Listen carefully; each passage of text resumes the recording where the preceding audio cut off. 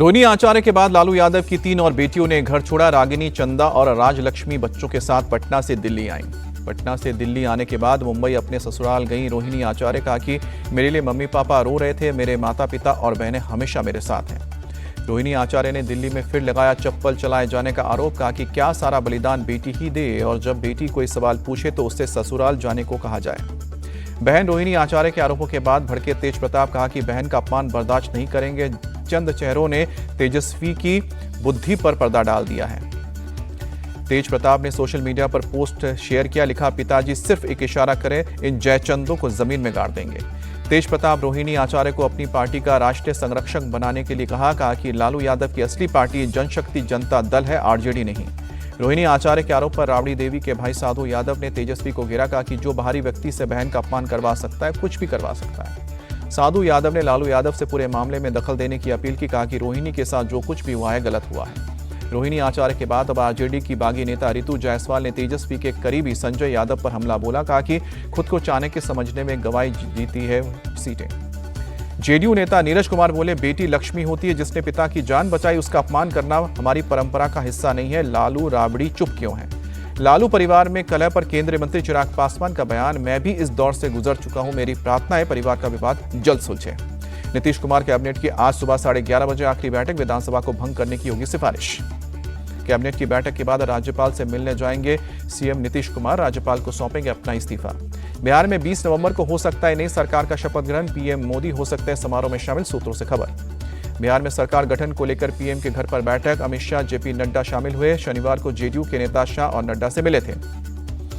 बिहार चुनाव में प्रचंड जीत के बाद सरकार बनाने की कवायद तेज हुई। सूत्रों के मुताबिक 18 या फिर 19 नवंबर को एनडीए विधायक दल की बैठक होगी। बिहार में मंत्रिमंडल गठन पर फॉर्मूला तय। सूत्रों का दावा, 6 विधायक पर बन सकता है 1 मंत्री। बीजेपी से 16 तो जेडीयू से 14 मंत्री हो सकते हैं। चिराग की पार्टी के कोटे में आ सकते हैं 3 मंत्री। जीतन राम मांझी ने कहा कि मैं अपनी पार्टी के लिए कुछ भी नहीं मांगूंगा। बोले, सरकार बनाने की तैयारियां चल रही हैं। तेजस्वी यादव ने आज पटना में आरजेडी के नवनिर्वाचित विधायकों को बुलाए।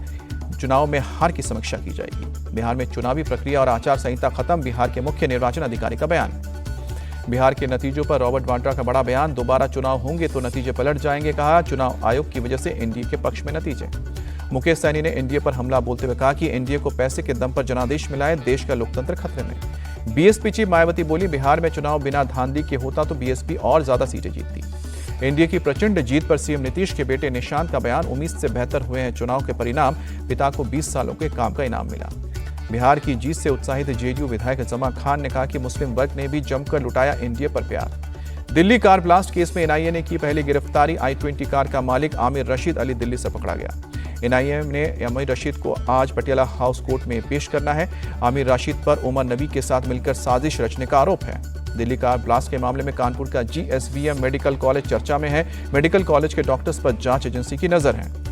दिल्ली ब्लास्ट वाली जगह से पुलिस ने डैमेज गाड़ियों को जब्त किया। 1 mini tempo, 2 auto, 3 e rickshaw, 4 bike, 1 बस और 13 कारें जब्त हुई हैं। श्रीनगर के नौगाम पुलिस स्टेशन में ब्लास्ट की जांच तेज हुई। घटनास्थल पर एनएसजी बॉम्ब स्क्वाड ने चलाया तलाशी अभियान। पंजाब के फिरोजपुर में आरएसएस नेता की बेटी की गोली मारकर हत्या की गई। आरोपी की तलाश कर रही है पुलिस। एसआईआर के खिलाफ तमिलनाडु में टीवीके का प्रदर्शन। कोयम्बटूर की सड़कों पर एक्टर विजय की पार्टी ने निकाला मार्च। केंद्रीय गृह मंत्री अमित शाह आज फरीदाबाद में 32वें उत्तरी क्षेत्रीय परिषद की बैठक में हिस्सा लेंगे। शिक्षा, स्वास्थ्य, महिला और बच्चों के साथ यौन अपराध जैसे मुद्दों पर चर्चा की जाएगी। 25 नवंबर को अयोध्या जाएंगे पीएम मोदी। राम मंदिर और हनुमानगढ़ी के आसपास के इलाकों में सुरक्षा बढ़ाई गई। पीएम मोदी ने सूरत बुलेट ट्रेन स्टेशन का दौरा किया, निर्माण कार्यों की समीक्षा की। सहारा ग्रुप के कर्मचारियों की याचिका पर आज सुप्रीम कोर्ट में होगी सुनवाई। सैलरी पेंडिंग का है मामला। सीतापुर में पुलिस की बदमाशों के साथ मुठभेड़, जवाबी कार्रवाई में घायल हुआ बदमाश। लखनऊ में इंटौजा पुल के पास कबाड़ की दुकान में भीषण आग लगी। बड़े पैमाने पर नुकसान की आशंका, किसी की हताहत होने की खबर नहीं। महाराष्ट्र के पिंपरी चिंचवाड़ में बस में लगी आग। देखते ही देखते आग के गोले में तब्दील हुई बस। हादसे में किसी तरह की जनहानि की खबर नहीं। फायर ब्रिगेड की टीम ने काबू पाया। मेरठ के सोलाना गांव में स्टंटबाजों का हंगामा। हूटर बजाते गाड़ियों पर खतरनाक स्टंट करते वीडियो वायरल हुआ।